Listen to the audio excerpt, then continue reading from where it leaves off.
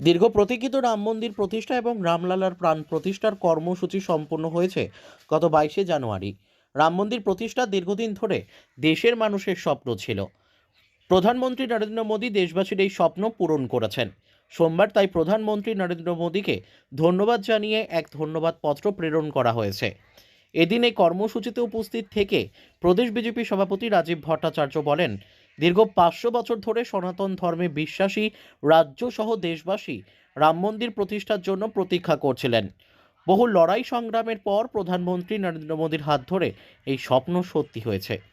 সেই জন্যই গোটা রাজ্যব্যাপী বিজেপি দলের উদ্যোগে প্রধানমন্ত্রী নরেন্দ্র মোদীকে ধন্যবাদ জানিয়ে ধন্যবাদ পত্র প্রেরণ করার এক কর্মসূচি হাতে নেওয়া হয়েছে। আমরা জানি যে আমাদের দীর্ঘ প্রায় 500 বছরের যে লড়াই, আমরা যারা সনাতন ধর্মে বিশ্বাস করি, আমাদের আরাধ্য দেব রামলালা অযোধ্যাতে তার প্রাণ প্রতিষ্ঠা পেয়েছে। এই প্রাণ প্রতিষ্ঠার জন্য দীর্ঘ লড়াই, দীর্ঘ সংগ্রাম, দীর্ঘ আন্দোলন করতে হয়েছে এবং আমাদের দেশের যশস্বী প্রধানমন্ত্রী সেটা সার্থক রূপ করে দেখিয়েছেন।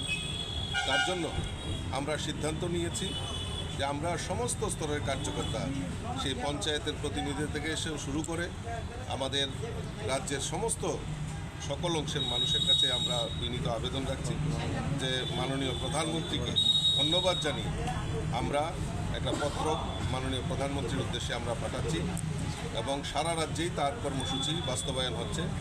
আমরা আজকে আমার অফিস বেয়ারার, মোর্চা, জেলা এবং সবাই মিলে আমরা আজকে এই হেড পোস্ট অফিস থেকে তার শুভ সূচনা করছি এবং আগামী দিন দফায় দফায় বিভিন্ন জেলা এবং পঞ্চায়েত লেভেলেও আমাদের যারা জনপ্রতিনিধিরা রয়েছেন, তারা, আমাদের ভারতীয় জনতা পার্টির কার্যকর্তারা, সবাই আমরা দেশের প্রধানমন্ত্রীকে ধন্যবাদ জানিয়ে আমরা ওনাকে একটা পত্র পাঠাবো।